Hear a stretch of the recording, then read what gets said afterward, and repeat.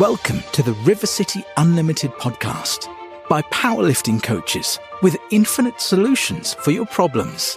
A good coach is ubiquitous now in powerlifting and strength training, but that hasn't always been the case. In 2017, River City founder trained in a well-known powerlifting gym in North Brisbane, Australia. Dealing with outdated coaching services with a need for more community or support, he sought out a new coach with a better system and support. He soon realized that there were fewer coaches in powerlifting to meet the demands of beginner to high-level competitive powerlifters. After spending months studying, designing, trialing and testing systems, River City Barbell and its first coaching system were born. Created from a single powerlifter experience with an intention to improve the athlete experience. The unique system meant athletes could reach maximum strength injury-free. 6 years on, and River City Barbell System is still relied on by elite and amateur athletes. Please welcome your hosts, Matt Burton and Deyana Stubner. Welcome back to another episode of the podcast, guys. River City Unlimited. This is episode 4. That was quick. I want to say thank you to everyone that's listened in already. To myself, Dee's story, and which will come out tomorrow, but it'll be a week later after you get this one, will be Zoe's story. It's been great so far. I've really enjoyed this kind of atmosphere and the response from people. I got way more people listening than I thought. Like, on the first week, we got 100 downloads, and I was like, whoa, that's pretty cool. Yeah, thanks, everyone. It was like a shock to me because, like, when I started the Barbell Coach and Physio, the first time we put it up, the first episode, it was like 20 downloads. And now, like, I think I'm putting a new, like, podcast out. I was like, oh, yeah, expect like 30 people to listen. Hit 100 downloads in the first week, and I was like, whoa. That's huge. That's cool, eh? Yeah. Siemens, like, our podcast does really well. The other one does about anywhere between anywhere from 5 to 1,000 downloads a week. But, now. Now, but that's point, 3 years later after of course. 150 something episodes. Yeah. You can't expect that really in your first No. one. But yeah, thanks again for everyone listening. So, give you a little bit of an update on how things are going with us here at River City. Both myself and Dee are in prep. Together. Yeah, this is our first actual prep together. So, Yeah. How you feeling? Yeah, I'm alright. I'm a little bit sick the last week and a bit, so that's annoying. But next minute, and I don't know, nearly 8 weeks out, 10 weeks out. It's 9 weeks. 9 weeks, yeah, they came up pretty quick. They come up But way too quick.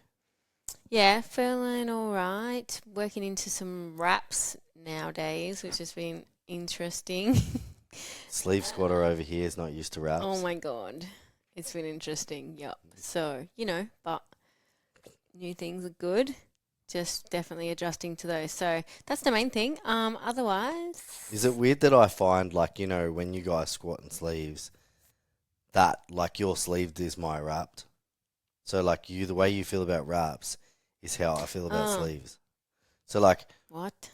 when I squat sleeves, I'm like, oh my God, I'm going to blow a fucking fuse out my ass. Oh, I feel like that in wraps for sure. I don't even know what's happening. My ears pop. Can't breathe. Okay, I'll tell you a funny story, guys. So the first time I wrapped Dee, I think it was 4 weeks ago, or 5 weeks ago now. She was doing fours, and I was like, we'll do fours because you need to learn a bit more skill in the wraps. You've never used them before, and if you just do doubles or triples, first time in wraps enough. for fours, yep. You did really well, Bart. You worked up to a 155 by the end of it. But the first time I wrapped her knees ever, she's like, I can't breathe. I'm suffocating. I can't breathe through my knees. It was probably one of the funniest experiences I've had yet. Or probably the funniest response, because most people are like, oh, fuck, get it off. It hurts. I can't have it. She's giggling, and I'm wrapping her exactly like that. And she's like, oh, I can't breathe. And then she walks to the thing in squats, and she's like, "Get him off, get him off, get him off." You're like, how'd that feel coming out? I was like, I can't. You come here. I just hung over the bar for a minute. I can't breathe. I can't hear anything. I don't know what's happening. I don't know how I come out of the hole. I don't know what's going on. But anyway. So I haven't even wrapped her at full capacity yet. I think I've got 7 or 8 revolutions at the most. The bruises will say different. Yeah, she'll be right. But anyway.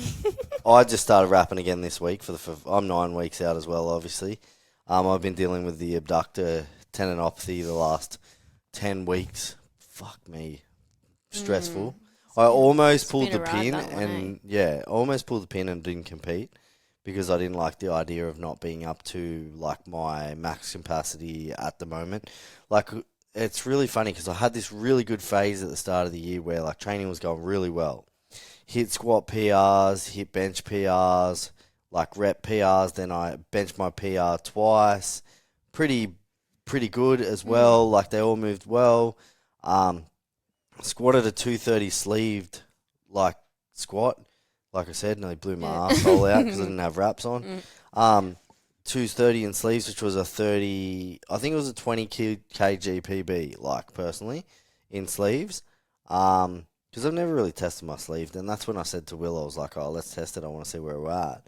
And anyway, we hit that, and then I pulled a fucking really nice 260 on sumo. Remember that night? We come back from Pro Raw after I had, thanks to Cadence, giving me foot and mouth. Then I went in and pulled that 260, and that was like the easiest 260s ever moved before. And then from down there, it went downhill. So, like, my abductor started playing up. It started down low first, and then it slowly crept up into my groin, and eventually it just fucking, like, I couldn't even lift, like, I think the biggest I could lift for a couple of weeks was, like, 205 or 210 for, like, a triple or whatever, and then it got to the point where we kept doing sumo and then pulled everything else out of my program and then realised it wasn't. The only thing that was affecting it was sumo, so I had to go back to conventional. So we went back to conventional, and with some sneaky help of BPC 157, things kind of came back to normal. I squatted last night. I think my top set was 200 for a double, and it was really easy and it felt comfortable.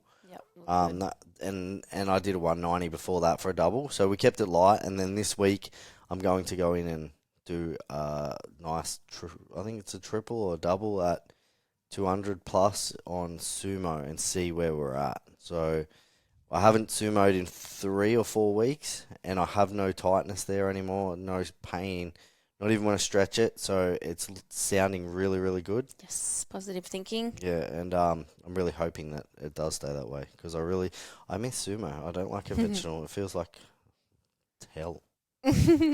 Feels like someone's fucking, like, I don't know. I never go along with me and conventional. Are just not friends. Well, it's, of course, definitely good that that's finally starting to feel better. Would you say 9 weeks out?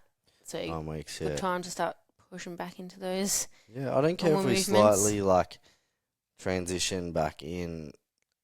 I know I don't need to lift heavy to be my best on comp day. Yep. I've done it before. I've lifted and not sub-maxibly, like, maxed out and still put up PRs on comp day. Okay. So I know that, like, as long as I have the skill there and I'm at that 90 to 95%, which I'm sure I will still pull PRs in the next couple of weeks, if everything stays together well. But I'm not going to sit there and say I'm not, like, unconfident about, like, the process in the next 9 weeks, because I know that it's not that I'm not stronger. I know I did the work at the start of the year. It just had a little period there where, like, everything had to be pulled back. So it's still there. We always have there's commonly these little hiccups that you just got to push past and keep going on. Imagine if everyone pulled out of a comp every time they had a little hiccup.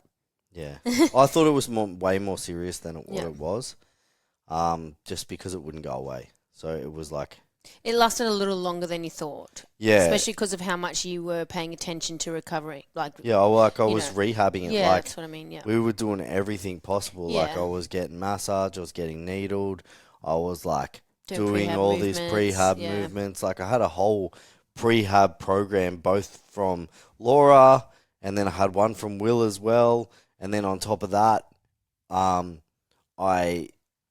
at the end of it, I saw a local guy down here. Shout out to Braden Physio, and he gave me some little hinters as well. Did some tests because obviously Laura's in Melbourne and couldn't really do anything. And Braden just told me to do 2 things, and as soon as he told me to do that, it just got better.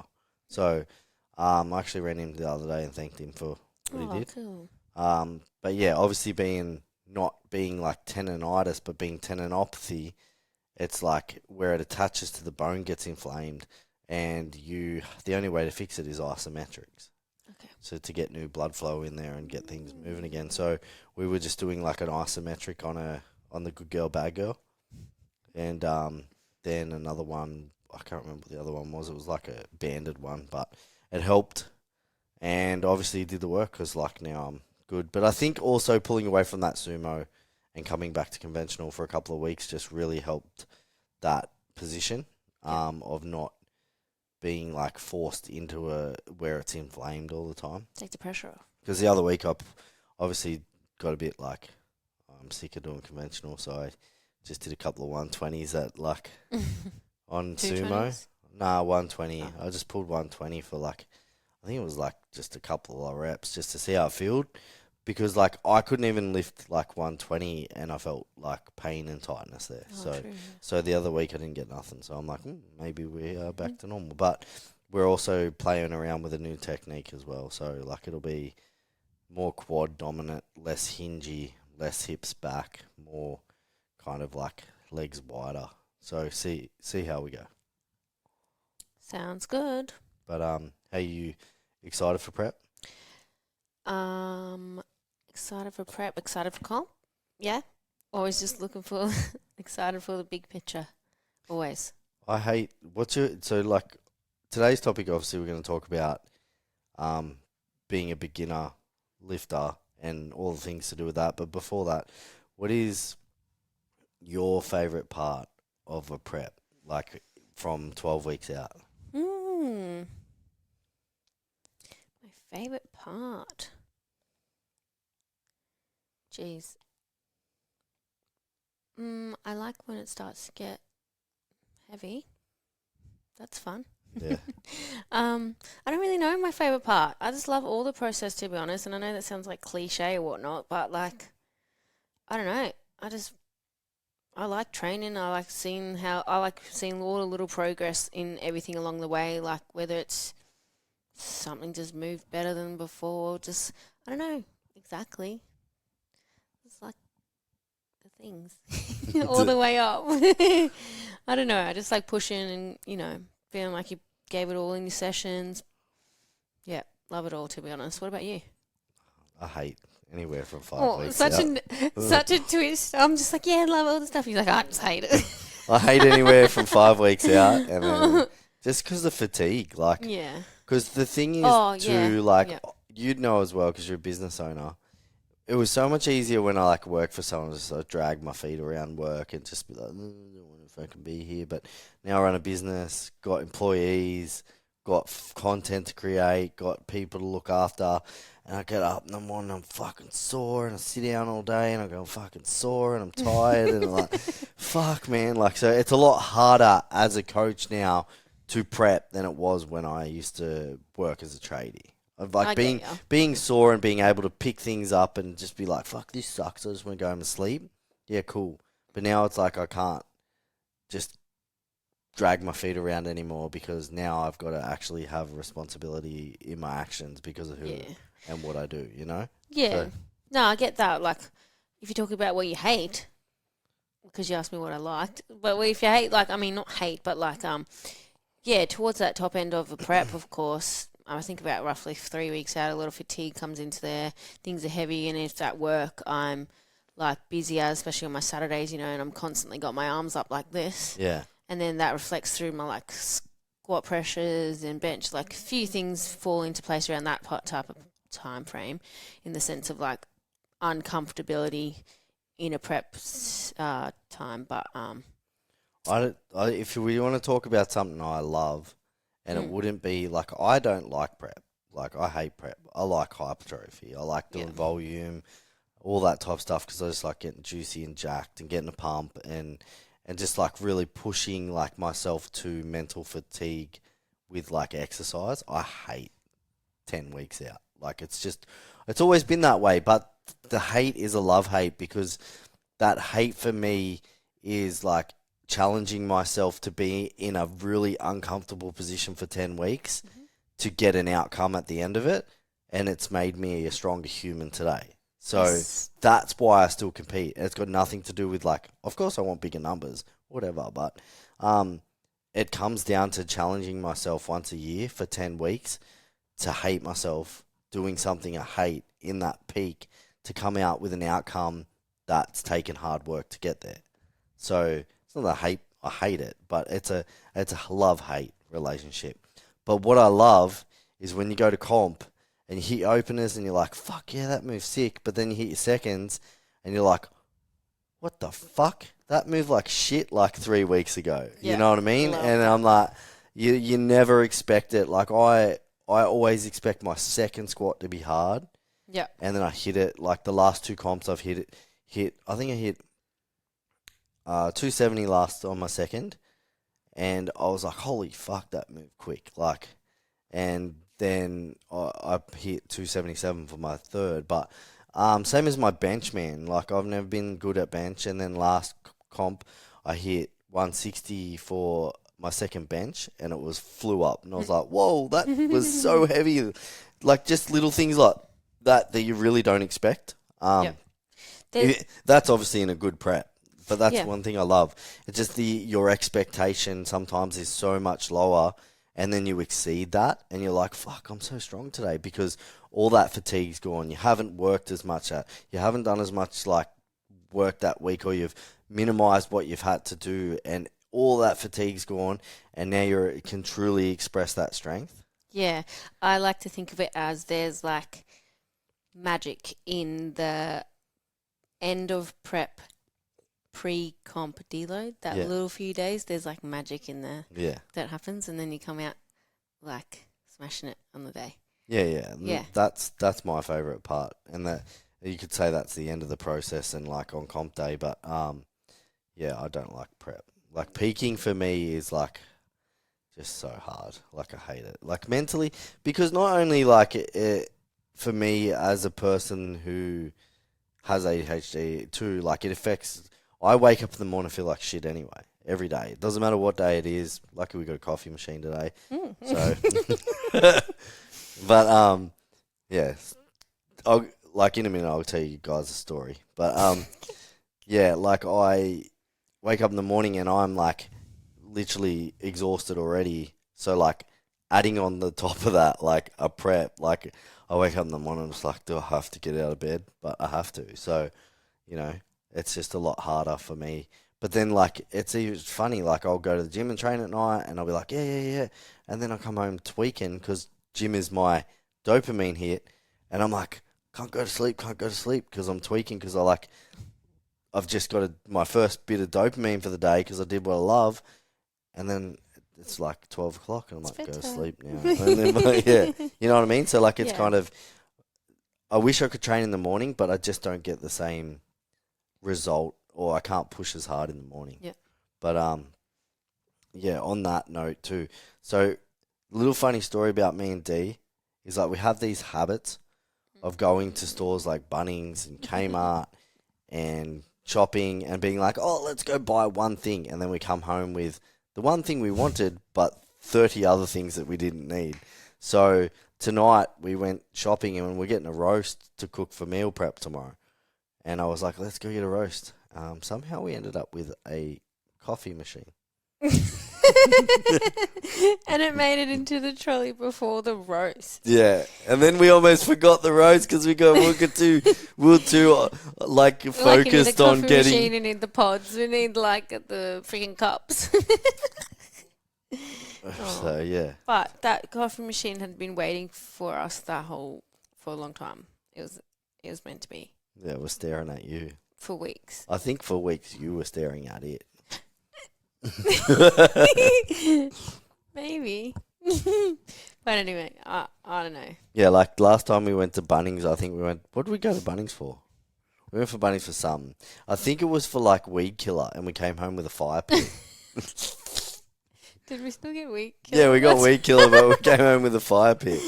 Oh, because it was good price. It was But then there cold. was other things we've gone there for something, and we come home with like A trolley full of a paints. trolley full of Every time. Everyone does that, come plants. on. Be But honest. yeah, it's pretty funny. But yeah, Kmart as well. Like we're going there to get dog food, and we came home with like God. so much stuff last time. But yeah, that's a funny story. Anyway, we can chime into today's episode. So I put some stuff out on social media just to get a feel of like our audience and everyone what they found their experience was when they first got into powerlifting or strength training. What were the things that they struggled with, right? So some of the things people said were like I put some questions up asking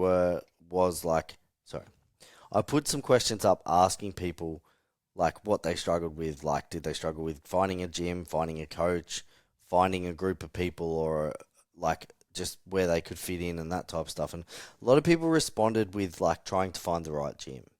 Yeah. So I can relate to this massively because when I first started powerlifting, the first gym I ever trained in, I never fitted in there.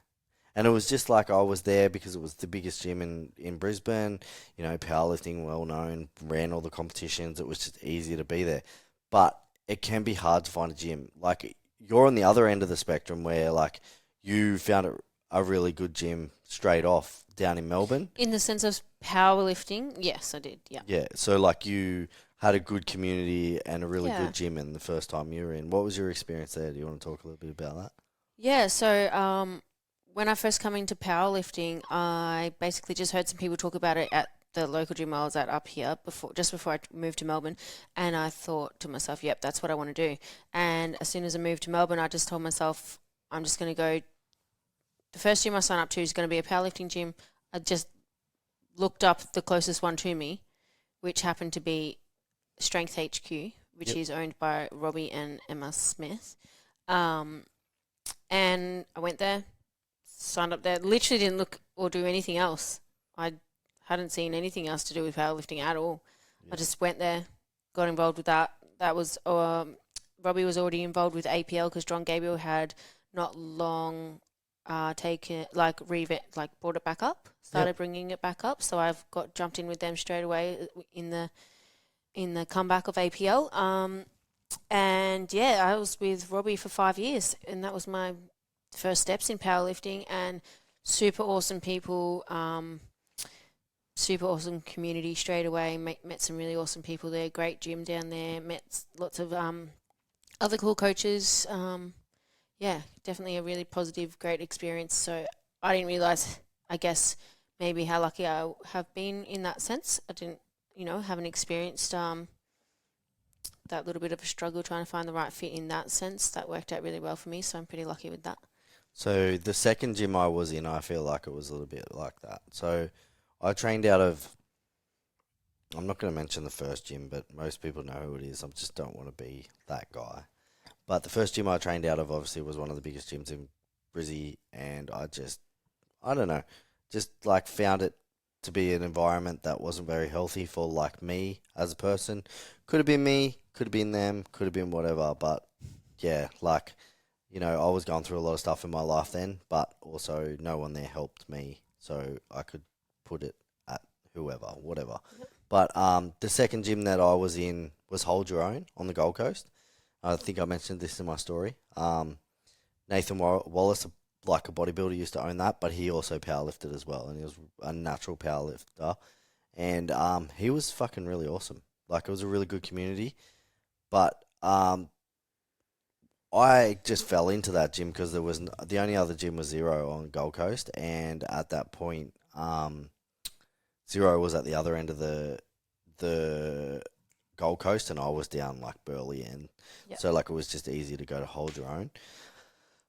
So yeah, I trained there for like 2 years, and that was awesome because we used to go in there like me and you, like we trained at 7 o'clock at night, but it was all like the kind of older dudes in there at that time, and it was just a really good environment to be around people, and everyone was really friendly and just a really good environment. And then when I moved back to Brizzy, obviously trained out of that same gym again that I was at originally, and then I shifted to a few of gyms. So like when I talk about people, I understand people's experience with like trying to find gyms. I completely understand because I've been in like so many powerlifting gyms in Brizzy. Like I went from the first gym I was at to TTC, and then I left TTC and I went to Strength. What is it? Strength Century, and then I just didn't like the community there. Yep. The guys who own it just didn't run it properly, and were just like, I don't know, just I didn't really enjoy the community there at all. There was a lot of young kids, and it just was like a really toxic environment there. Just not really like what I wanted to be around. So I shifted from there to Panthers, and it wasn't that I didn't want to train out of Panthers. I just didn't really find it like the community that I wanted to be around because it was like more IPF.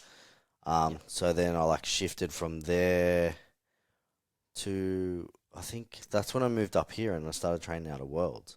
And I was just like, what? I'm just going to train out a commercial gym because like up here, one, I'm a snob freak when it comes to like equipment. You should know that being my girlfriend. And I was like, this was before COVID. I was like, oh, I just want to train where there's good machine equipment and there's good like still a bench. They didn't have comp plates at that point. But then I shifted. I stayed at North Lakes there, and then obviously when Brendale opened up and they had the powerlifting section, I moved there. So I've been training at Worlds now for like 3 or so years.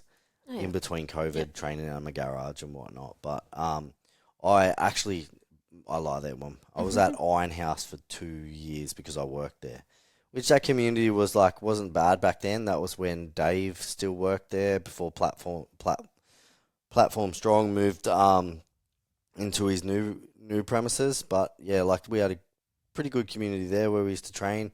The first kind of community we had there was like when there was like Dave's clients, and Dave had like a lot of different clients, and it was really good because they were my friends as well. So we used to compete in GPC together, and I've known Dave for like 10 so years or something. So since I started powerlifting.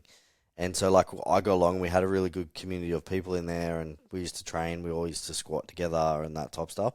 So it was a pretty good one there. But then like people grew up, left powerlifting, and it was only really like me, Dave, and a few other boys, and then you know how groups shift. Yeah. And then when I left there, I went to Worlds, and then I've just made my own community now where obviously we just train with my clients who train out of Worlds, or we go down to zero. So my opinion is with people, if you're trying to find a gym, just go in and do a couple of sessions there, mingle with people, find where you want to go best. Just comes down to the type of person you are too. Like if you're an introverted person, and you want to just go train by yourself, like just find a gym where you can do that. Or if you're a person that likes to be in a group, a society or a group of people, like the good gyms to go to in Brizzy, my personal opinion would be Zeros. The good community, good type stuff there. And then if we look at like commercial gyms, like pretty much every world gym now is pretty much like a powerlifting gym. Yeah.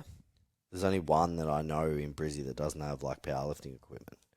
Yeah, and I think the world gyms are probably, if you like to sort of keep to yourself a little bit, because there's quite a vast variety of types of people that are at those gyms. If you don't know anyone there, you probably are going to be able to train just by yourself and not really talk to anyone. Yeah. No one's really going to come up to you. If you want to be a little bit more secluded and just train on your own, but still have like the big facilities and all the equipment. There's almost a gym on every freaking corner in Brisbane that's powerlifting. Yeah. You know, there's so many now. And I guess it just comes down to like what quality of equipment you want to what gym you go to. Because there's a few gyms I wouldn't train in just because they don't have the equipment that I want. Yep. And it's not about like every powerlifting gym always has a combo rack and a bench and comp plates, but it's more about the accessory machines for me. Like I want to be able to train on things that are like decent quality. Like if I lived on the Gold Coast, the first gym I'd be training out of would be Nexus, straight up. Yeah. Because Nexus has the best equipment. Yeah. You know, Atlantis, you know, like all the top prime stuff, you know. So that is where I'm at. But I'm just an equipment snob. Yeah. Well, if you're more of a beginner, of course, you're more so looking for comfortability as a person and how you feel in the environment, like personally, I believe. Yeah. And then those things probably come a little bit second to that. If you're new to everything, that's probably going to be your first thing. And then that stuff will come after once you get more comfortable, and then you get a little bit more like, all right, like what's going on here a little bit more. Yeah, for sure. And then that's when you might outgrow that gym if that was the first one you went into. And then you get a little bit more confident as a lifter, confident in yourself, in what you're doing, and then you might want to upscale in the sense of what equipment's being used a little bit more. And then, you know, like if you're someone that's coming into powerlifting in Australia somewhere and you've come in because of friends, just ask your friends where they train and then find out, like, the gossip there, like, ask what the community is like there, ask what the people are like there, and just, like, find out for yourself through other people. And then, you know, find the busiest day they have, which would be probably a Saturday morning, or maybe, like, you know, most people train on a Monday. I was going to say Mondays, honestly. And then go in there and just train in peak. Yeah. And see what the community is like, see how friendly people are, that type of stuff. Because there's nothing worse than signing up to a gym and then you're, like, in there and then the next minute you're like, I don't like this. And you're locked into, like, a 3-month contract. Yeah. You know, and do those 3-day trial things. That's pretty good that some places have, I've just, like, one of the reasons why I like training out of commercial gyms is just because, like, I don't know anyone. So yeah, that's what I suggested, like a Worlds or something like that. Good equipment, but also it's so big and like lots of people that if you don't know anyone, no one's probably going to talk to you. Yeah. Everyone's doing their thing, trying to catch a machine before it gets taken with someone else. So you can get a little bit more better being secluded. And then also, like, some powerlifting gyms aren't 24 hours, but most gyms these days are 24 hours and they have a toggle thing, but not all powerlifting gyms are 24 hours. So it just comes down to depending on, like, whether you want a 24-hour gym too. So I think that's enough on that little topic. The next thing was, like, how to find a coach. So first up, if you want to coach, both me and Dee have spots available, so you can hit us up. But my personal opinion is there, right? When you're looking for a coach, like, the thing is you want to connect with that person. You don't want to just pick someone because, one, I've made this mistake too, because they're the strongest lifter in the gym. Two, because all your mates and everyone goes there, because that doesn't necessarily mean they're good. You want to have a call with someone, or you want to get to know someone in person and not necessarily spend, like, weeks and weeks learning who they are, but just have a conversation. Maybe go to the gym they're at, chat with them, or if they're online, do a Zoom call with them. Because I know, like, as a coach, my philosophy has always been, it's not necessarily about, like, a client coming to me to get coached. It's like, do I want to coach you too? So when someone jumps on a call with me, I'm like, I want to make sure that I'm the best coach for you. So, like, if we get on a phone call and you don't find you mix with me, I'm not going to force you to come and get coached by me. Yeah. Because that's not who I am. I want my team to, like, know that I can do what they do and believe in me and trust that I can give them the result that they want. But if someone's going to second question that I can do that, like, it's going to make my experience as a coach harder. Yeah.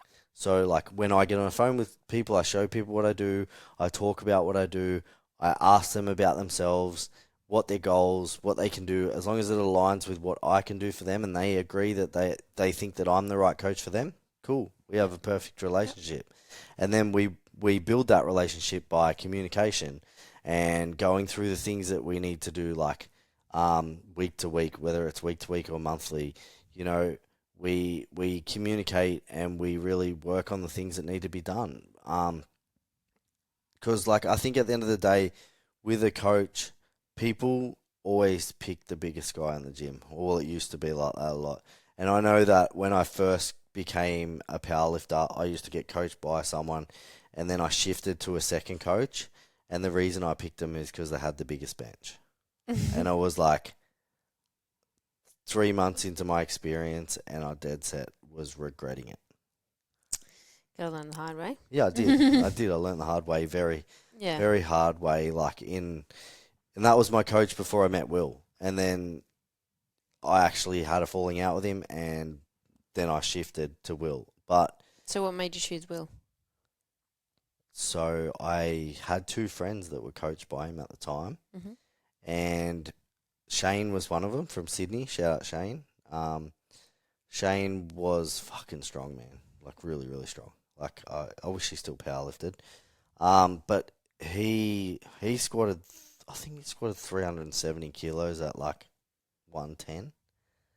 A big boy, like a strong boy, man. But Shane was coached by him, and then also one of my old friends, no longer friends with me, but I'm not going to mention her name either. But yeah, she was my old flatmate. And she was coached by Will and did nutrition with Mickey. And I just said, what do you think? Like, what's your coach like? And they both just said, fucking amazing. And I was like, okay, cool. I'm looking for a new coach. So I just literally, like, I think I'd met Will once before, twice actually. So I just messaged him. I said, hey, man, do you have any spots available for coaching? And he said, yeah. And we just jumped on a call. And I was like, yep, set. You know, like, he made my experience the same thing, really good from the start. Yeah.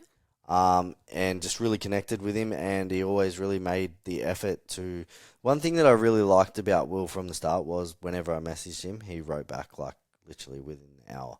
And I don't expect that from every coach, but, like, he always just made the effort to respond to me as soon as possible. Yeah. And to me, I know that there is a lot of history of, like, coaches in Australia that have long-term response because they have too many clients and they get overloaded. But no matter how many people Will had, he always made the time. And that, to me, I don't want to make this all about me, but when I'm looking for someone to coach me, I want to make sure that they care about my result and my end goal. Yeah, absolutely. I didn't even know who he was as a lifter. Well, and that's when he struck gold. Yeah, like, literally, I didn't even know who he was as a lifter. Yeah. Like, that's pretty cool. Yeah, and then I found out who he was because he won Pro Raw that year. Well, in the sense of my choice of coaching, like I said, I sort of just went to the first powerlifting gym that I found, but of course I felt like I had a chat with Robbie and everything, and I felt comfortable straight away talking to him there. So it was a super easy chat. Like, the environment felt cool. There was a couple of other people there, and he introduced me to straight away. Yeah. My first day walking into the gym, just coming in for a chat, and he was like, hey, this is D, you know, like, introduced me to the few people that were just around there just cause. And yeah, so that was super easy. And then the second time choosing a coach, I was a little bit like, I don't know what I'm going to do with this, what to look for in a way. And I was a little bit struck between what I was, who I was going to go for. But I actually never, my 5 years into lifting and having accomplished quite a bit in that time as well, my thought process wasn't still looking for, I wasn't looking for someone who had heaps of results in their clients or anything like that. I never did any digging of that kind of thing at all, even though I'd already come so far and a lot of potential and everything still, that still wasn't my concern. It's always honestly just been about the person and the way they think in general, not even, you know. So in saying that then, like, when you came to the point where you're looking for another coach, what made you choose me as a coach besides the fact that I'm so good looking? No, I'm just joking. No, like, seriously, because that in that mind shift there, you've shifted to a second coach, like what were you looking for then? Because obviously you had 5 years experience by then. Yeah, so I didn't even go on your page and look at any of your like progress of your people, anything like that. Once I moved back from Melbourne to Queensland, then I started seeing a bit of River City online around. They must have just bounced off my algorithms better being in the state. But yeah, so ultimately, long story short, like once I had a chat with you, I was thinking about a different coach as well, sort of had a chat with them too. And then ultimately it was more so your mindset around how you spoke about things in general speaking, to be honest, and like mentality around sort of like mental health and things, and just general chat. It wasn't even really about lifting. It was just about the way we conversed, to be honest. Like it was the same with Robbie. It was literally just the being able to like bounce back and chat, and I don't know, the comfortability. Like, But I think like you obviously know, you can tell when someone has lifters that are getting results anyway. Like it's all kind of in front of you at the time. But having those conversations with a coach and realizing that you do connect on a level where they're going to understand you better is going to get you results no matter what. yeah, Because with that connection of like where you're saying you're kind of connected on that mental health type stuff, like that's a big like part of coaching. Like not saying just try and talk myself up, but I feel that like it's a big key that's missed in coaching is that people caring about the way people are actually perceiving the world, like in a mental way. Like because like a lot of people give up training because they're not understood or not giving the right processes to get past those hard things. And you know, like some of us don't get as strong as we do because they just give up the sport because they were never taught how to struggle through things. And I think like one of the things that I try and really focus on is even when my athletes aren't, you know, training because they're struggling, is just giving them the key steps to get back into the gym. Yeah. And I don't think a lot of people make that effort. So, personally, and I think that's the one thing that like I put a lot of work and effort into, because I think from my perspective, where I was, how I felt, what I've been through, and the struggles that I've had, and how can I help and use them to make other people's powerlifting experiences better. Yeah.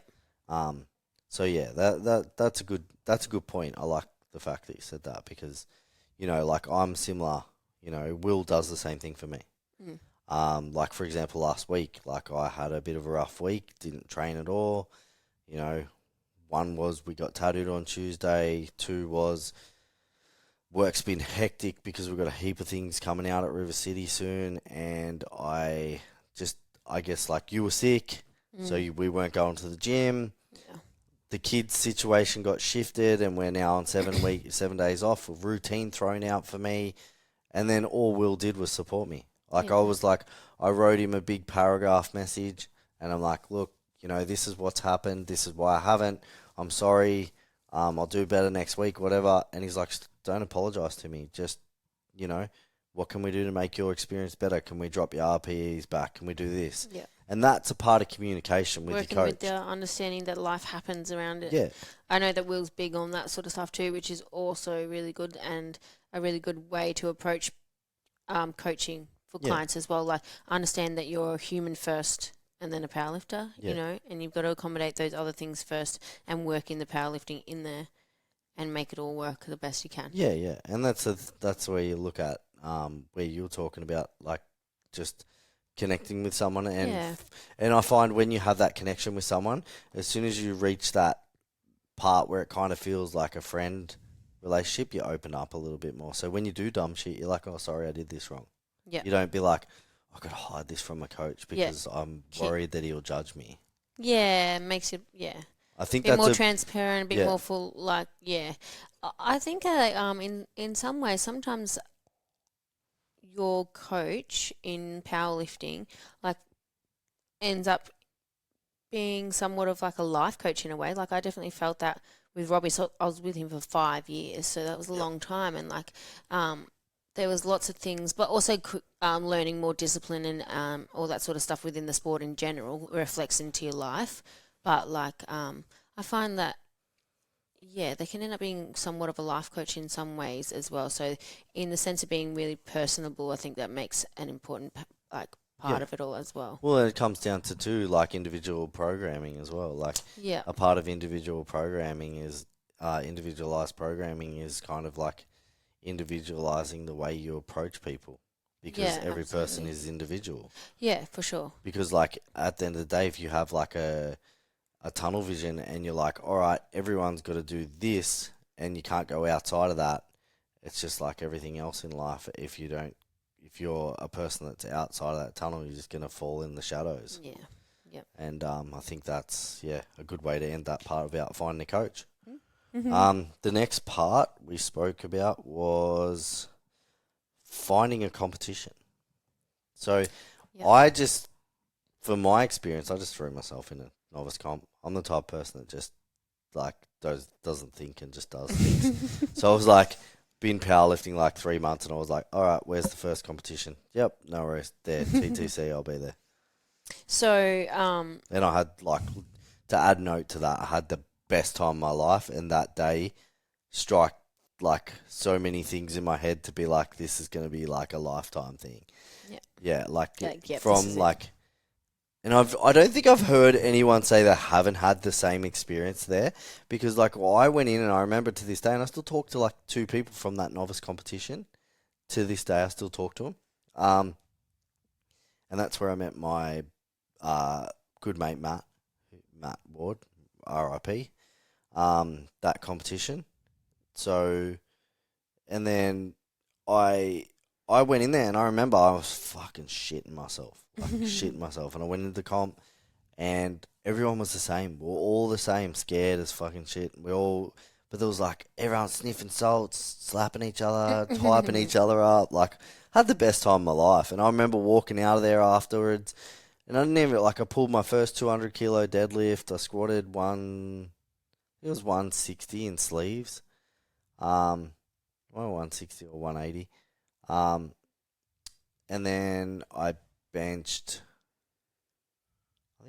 like 110 or maybe I think it was maybe 115. And I was like, I walked out of there and we went back home, and I was like, fuck, this is amazing. This sport is my life. Like now. Yeah, like this is it. I was hooked because I just, the community and just well-run competition and just everyone around. I met so many new people and I just had fun. And yeah, so like I think personally, like, throw yourself in a competition as soon as possible. That's and that's always been my philosophy. And I do it with my clients now. I'm like, 3 months in, boom, let's just go do a novice comp. Yeah, I think that's a good idea as well. Like, if you're a bit interested in it, but you're not completely sure, you may as well just like throw yourself into a competition as soon as you know, like as soon as you can, and find out what the answer is sooner than later. So you know exactly what kind of direction you're going in. That doesn't mean if competition's not for you that you can't still train powerlifting style, but at least you know sort of how to angle things, what your direction is from then. Get that out of the way. I don't think that most of the time people give up competing because of the fact that they don't like competing. It's more just lifestyle factors external to that limit them from training to get to that competition. Yeah, that can definitely play a big factor. So again, important to sort of get in there and see if the way you feel on the platform is enough to chase amongst all the life things. Yeah. Yeah. Or just like on those times when you do get the lifetime things that come up, minimize the things that you do in training and don't try and be like someone that's making huge gains or whatever. Minimize your amount of time you spend in the gym so that like life factors don't overcome and become too much on top of internal stress from training. Because to me, like, leading from that, it's like the first thing I see in 2 years, the first 2 years of powerlifting is people do 1 or 2 competitions and then they disappear because like external stress overtakes, or work gets busy, or, family life, training. Because powerlifting is a pretty committed sport. You got to train for 4 days a week minimal most of the time. I don't see many people get away with 3 days. Train 4 days a week, so that's like 2 hours, an hour and a half every day for 4 days a week. And if people are working 10, 11-hour days at work, which a lot of tradies do these days, could go to the gym and get a meal prep. I just thought sometimes it becomes a little bit too much for people. So I think like maybe this goes back to the last thing where we talk about a coach. Find the right coach that's going to understand that you have a busy work life, that you have external stress, and that they can minimize your training in those times so that you can still get in the gym, even if it's like a 45 to an hour session, get out and get the work done that you need to get done at that time. And then when the time comes and those stresses are minimized, you can turn up the stuff again. Yeah, and then someone that can also encourage you to sort of keep pushing to fill your own cup of that little bit. If training something that you really enjoy, competing something that you really enjoy, it's important to keep filling that cup amongst your busy life with things with work and kids and all that sort of stuff as well. Because if you're not doing that little thing on the side there and being encouraged and pushed a little bit to keep doing that, and you're just going through that every day, same routine at home, doing your work, going to bed, doing the kids, all the stuff, and not filling your cup that little bit, like that kind of has its own way of falling apart as well. Yeah, as much for as sure. it sometimes feels like adding the training into your busy life schedule makes everything a bit chaotic. If you flip it back, it'll be interesting to see how people also feel when they take that away, because that was something that was also filling their cup that little bit. But then also, like, look at it this way too. Like, when people start to fill their cup and it overloads, they get overstressed. They throw training away. But internal stress is the one thing that teaches you how to deal with external stress. So look at it this way. When you push harder in the gym and you get fatigued and you push through like a plateau and you break through and you get stronger, you don't realize that you're doing reps and sets in your mind at the same time because you just broke through a barrier. You also just realize that like maybe this hard 2 hours extra of work where I could be sleeping, I can go and do external to work because, the other week I pulled a PR that I never thought it was possible. So you're stressing your body in a different way that actually carries over into your life as well, because I've seen it happen in a lot of my clients as well as myself. Just be able to manage stress so much better. I was the worst person at managing stress when I was in my 20s. And now you could fucking drive a car into my house and I'd probably be like, tomorrow's going to be a better day. I'll get over it. I'll probably get frustrated. But you know what I mean? Next minute car drives in here. Jesus. Yeah. But you know what I mean? Like, absolutely. I get frustrated at shit. Yeah. But I get over it just as quick. Something that I often say to people, and something that I believe, is that the body can't tell the difference between stresses. Yep. So you go to the gym and you put yourself under this stress of training in weightlifting, whatever kind of training, to be honest, whether it's weightlifting or footy or whatnot. Doesn't There's matter if you're running still down a the version street, of the still stress. Yeah. But let's take it back to powerlifting. So you're putting your body under these stresses of lifting weights, and then you're creating adaptation in those stresses, and you continue to go to the gym. You continue to create adaptation in all these stresses, especially with your weights increasing, your reps, and all the things in your program that are always progressively overloading, creating new stresses and adaptation. With your body not knowing the difference between stresses, that adaptation transfers into general life stresses. Yeah, 100%. So then you leave the gym and you face stress in general life, and you've created adaptation already, so you continue to create adaptation in your life outside of the gym as well, which people don't realise. And I think when I explain that to people, they find that quite interesting and somewhat motivating, I think, to be honest, because I don't think of it that way, in the way that training in general can help them in their external life, let alone the dedication and all the other things that come with it as well that can reflect into your life. But I think that stress management is quite a big one.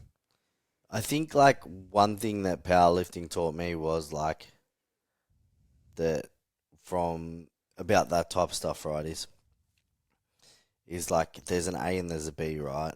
A, say, is like a 200 kilo squat. a B is like, 200 kilo squat, and A is like, how am I going to get there? And the area in between that was always like grey for me, as like, I don't know how I'm going to get there. So, for example, in life was like, for example, this is just a rough thing to say, I want a nice car, but I need 30 grand. How am I going to get this 30 grand? And you don't know how you're going to get it. It's like the thought of me thinking about that would get me overwhelmed, and I'd be like, oh, fuck, and just push it aside. Yeah. But now I'm like, I've got a business, and I'm like, hey, I need to get X amount of people in here, or I need to get this or that or whatever. To get from A to B, I know that with the squat, I needed to do X amount of squats for 6 months with like leg press and this and that. So now I'm formulating how to get from A to B with my business, because I knew how to get from A to B with my squat. So why can't I do it in life? Yeah. Because all it took was more squats, more leg press, more leg extension, more split squats. Now what do I got to do to get that $30,000? I need to get X amount of clients. I need to work this long. I need to do this. I need to do that to get this amount of money. So it's just like creating a formula for life based off what your training was. Yeah. I feel like coaching for me opened my mind up to so much more in life and gave me a bigger perspective of what I can achieve, because everything is just sets and reps, but just in a different formula, you know? Yeah, absolutely. So, yeah, that went on a bit of a tangent there. So, yeah, and then the next thing, sorry, I've got all these notes on my phone. So things that people, once they got into a gym, struggled with was like, this is a big one for me that I see a lot of, is people comparing themselves to other lifters who are stronger. Yeah. So one thing I want people to know, if you're a beginner lifter and you first started, is like most of the people that you see that are lifting big numbers have been lifting for 10 years. Yeah. Like myself, I don't have that bigger numbers, but my clients say to me that I have some decent numbers, but I've been lifting for almost 10 years, almost a decade.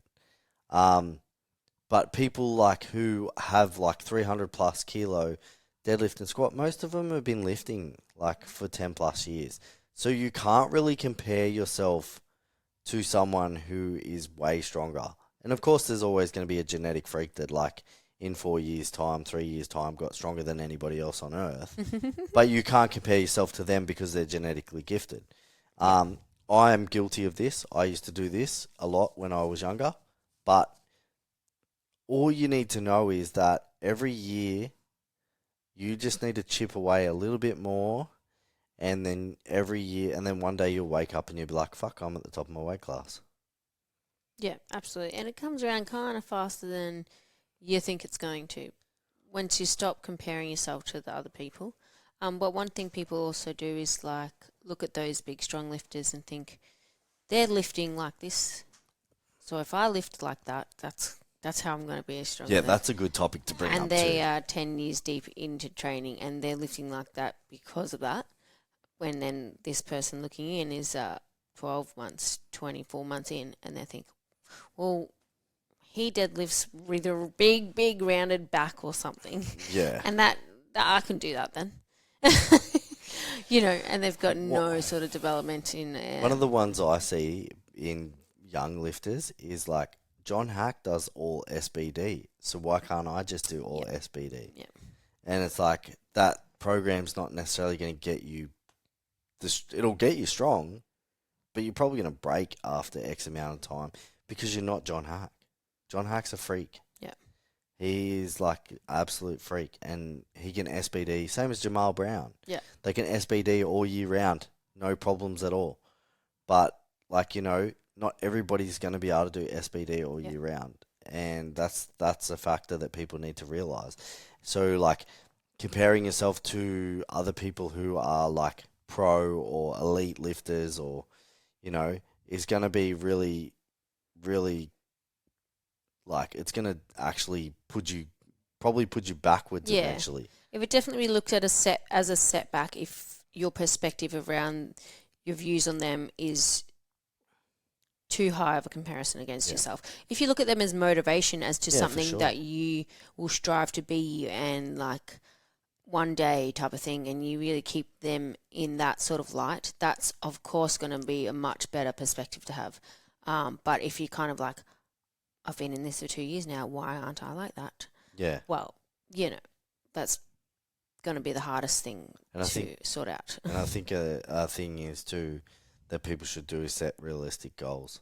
Absolutely. I think the biggest issue for people are, and I actually heard this on a podcast the other day, is the fact that every other sport, right,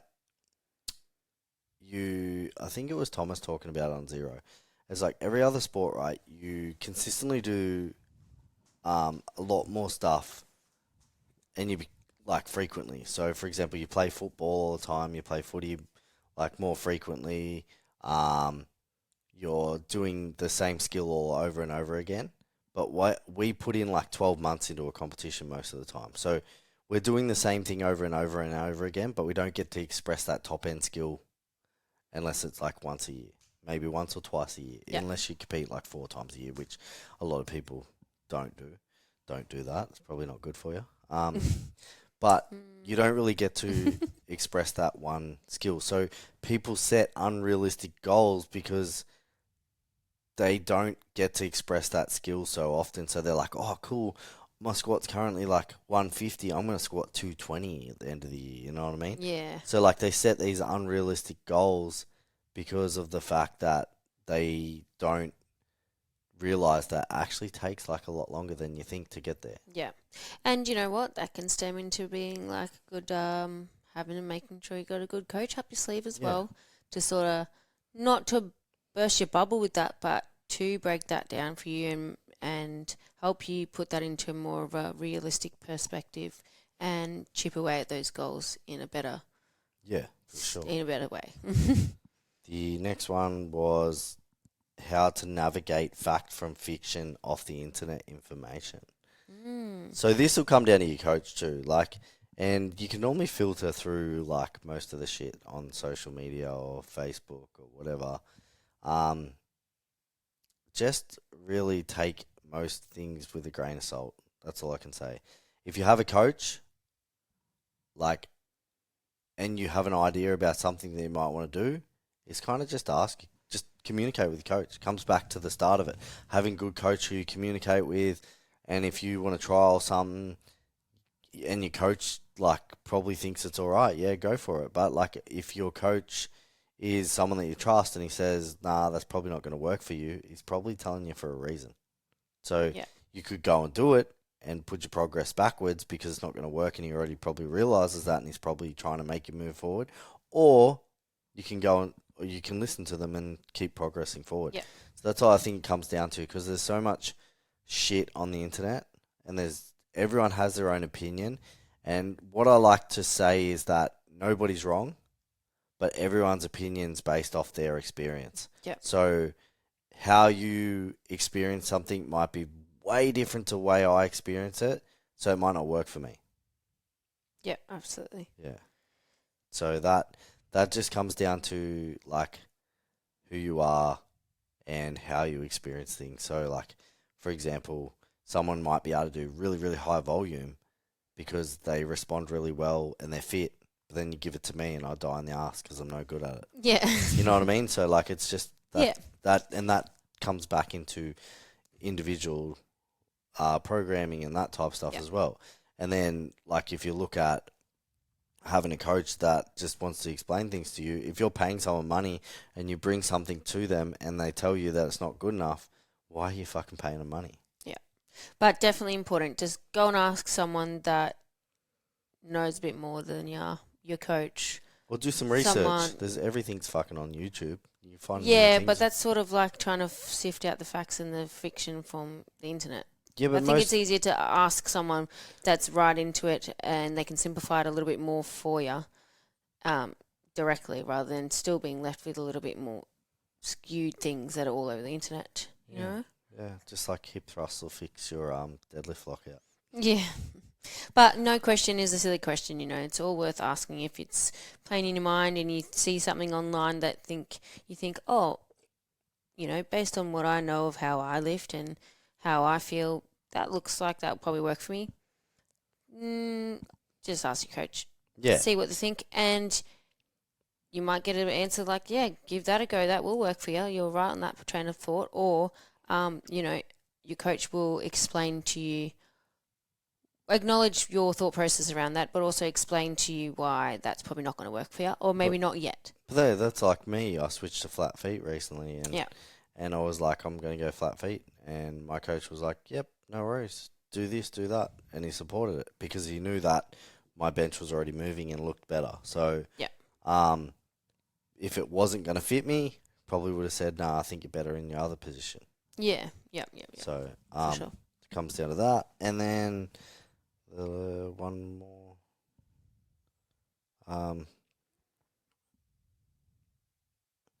So, like, confidence. Is something that you would have a good, thought on? Because when you were first in a gym, how, about confidence?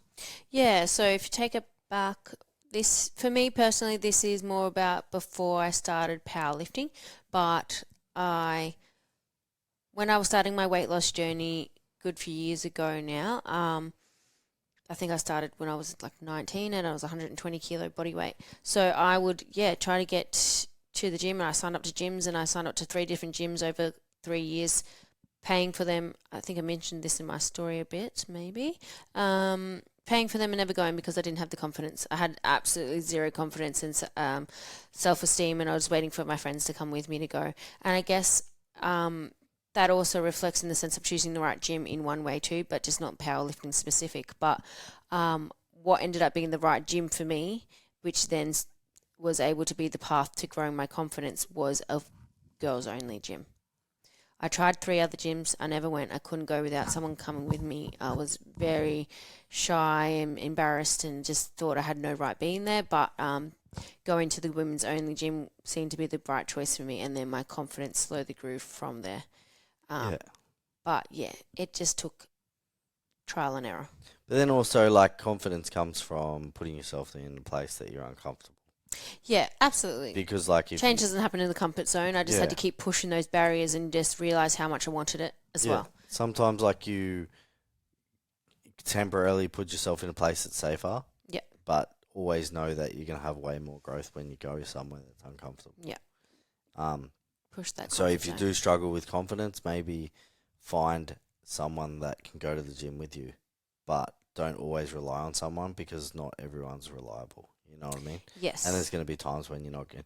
And if you're relying on someone to go with you, then when they don't go, you're not going to go. So you need to kind of create healthy habits. So maybe if it's a little bit of a Band-Aid to just get you in there and get confident. And once you get confident and you find that you have a little bit of confidence, then start going by yourself again. Yeah. Some people... I think it's a lot harder for girls than it is guys. Yeah. Because girls get harassed at gyms. Commercial maybe. gyms. That wasn't the case for me. Possibly for others. Mine was I just didn't want anyone looking at me, anything like that. But another way of trying to overcome confidence things with getting into the gym, and maybe trying to find that consistency in getting yourself in there. Maybe some people don't really have many people to ask to come with them or anything like that as well. But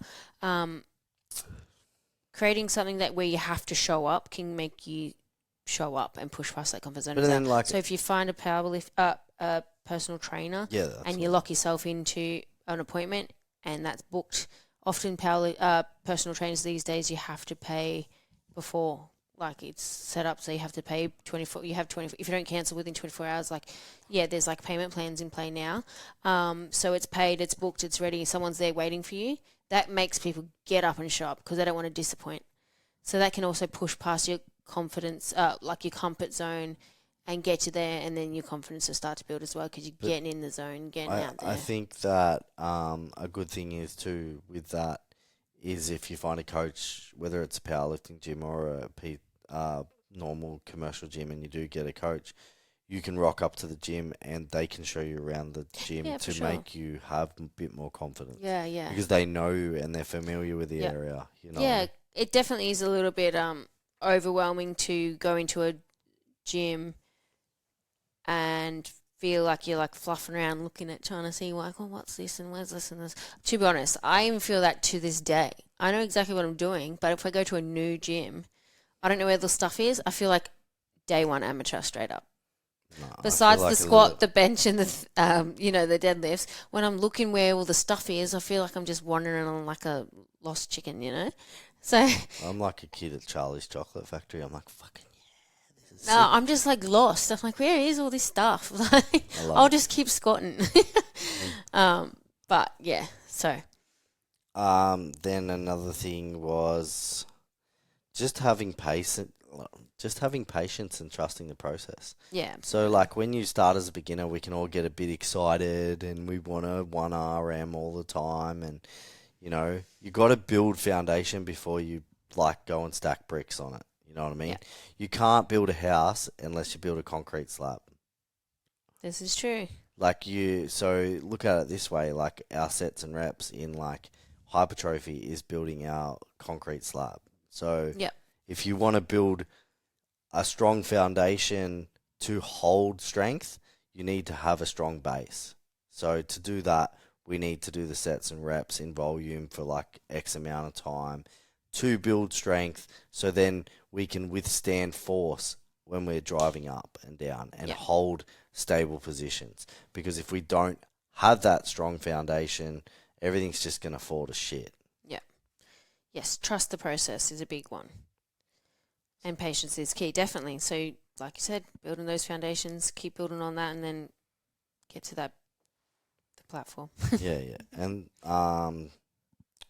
And listening to your coach, that with the trust and having patience, listen to your coach when he's telling you to do stuff and not to 1 RM, that type of stuff, because they're trying to guide you in a right direction. And sometimes I'm a person that likes to explain things to people in the whys and hows and whatnot, because it gives you a better understanding. And you like to hear the whys and hows, like you always have since I've ever first coaching. And I like to explain to people because it gives them a reason why not to. Yep. If you tell them why, they won't do it.